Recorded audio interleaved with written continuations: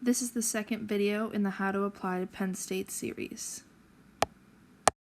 All right, so in this situation, you would be creating a new Penn State account.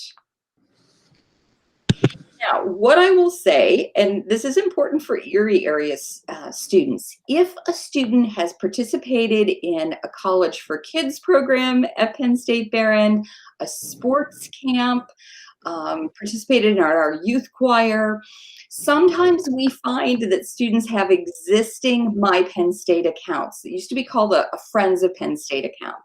So if you run into any challenges in creating a Penn State account because you've had contact or been a participant in a program as a younger student at Penn State, you can always work with our office. So there are also ways that will kind of walk you through resetting your password, but you usually have to know your email that you used. So we're always available to help in those situations.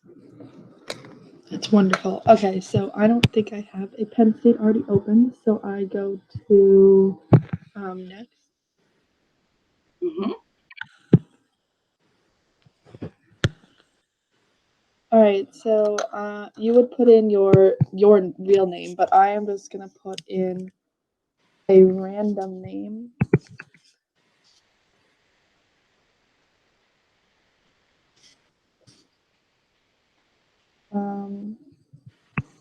Date of birth. I'm gonna put. I know it'd probably be 2004, February 4th.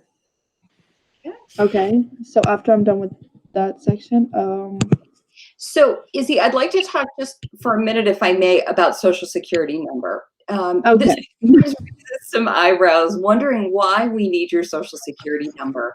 And it actually is very important. And I know that folks are reluctant to share Social Security number for very good reason. In this case, we do need it if you are applying for federal financial aid. So if you will be completing the FAFSA, in order to apply for financial aid at Penn State, the only way we have to match your Penn State information with your FAFSA is using your Social Security number.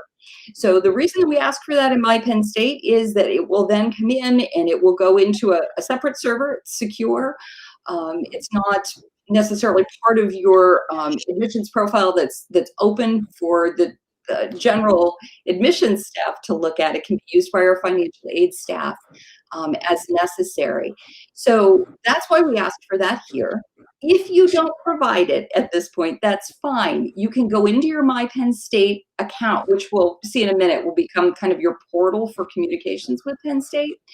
And you can add it there. There's a button that says Validate SSN.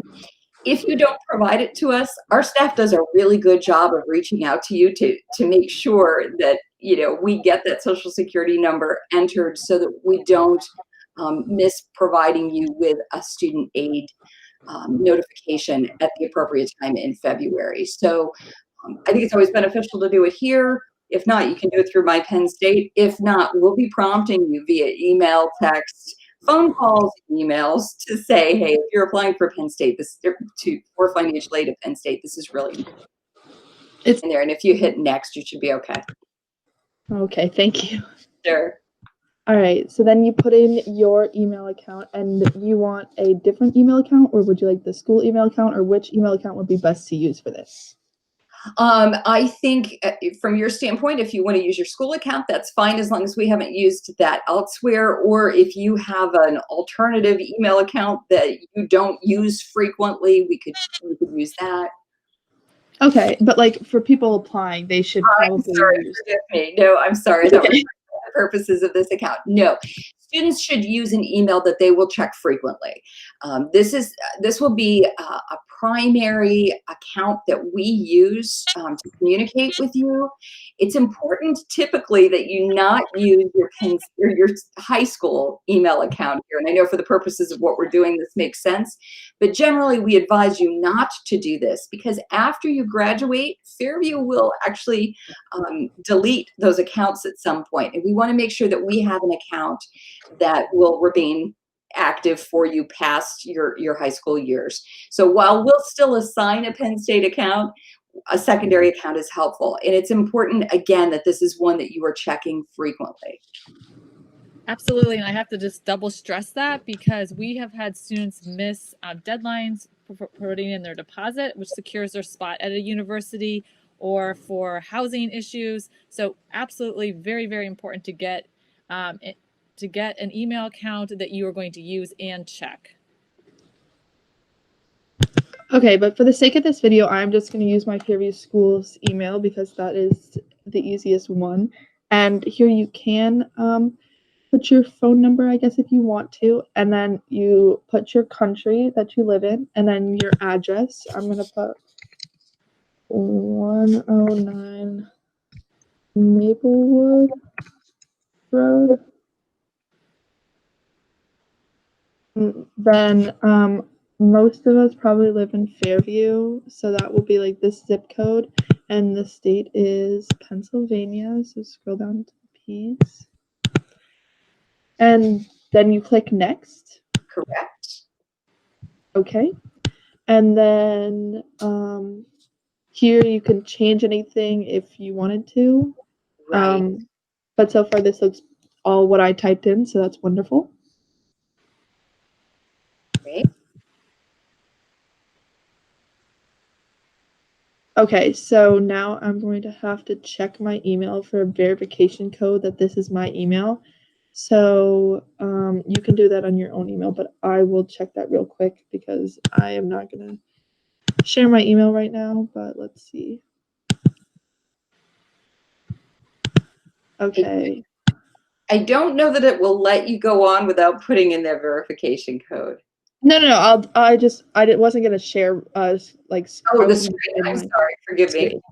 No, it's okay. It's my fault. Okay, 2.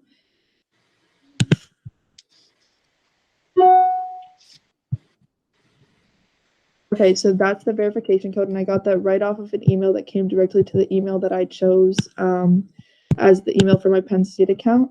So I'll click next. I think anytime that you are looking at an application, it's always important to read carefully what it is that you're agreeing to. And this is basically saying that you'll abide by the policies set forth by Penn State with regard to library copyright, information, and information technology security. And you have the option to click at the right to actually read those agreements. All right, and I have already applied to Penn State, so I've already read all 3 of these agreements. So for right now's time's sake, I will just click I agree to the above terms. And then, so you need to create a password, and on the right here, it says that it has to include 1 number, 1 uppercase letter, 1 lowercase letter, and it has to be a minimum of 8 characters, and your passwords must match. So I think I'm going to make my password. And you can see as you're typing in, it's clicking off on the right-hand side. It's putting a check mark in to make sure that you met all of those requirements. All right, so I have just typed in my password. So, and it says like my strength is good password. So I think I'll stick with my password because it's something that I can remember. And I will click done, right? Mm-hmm.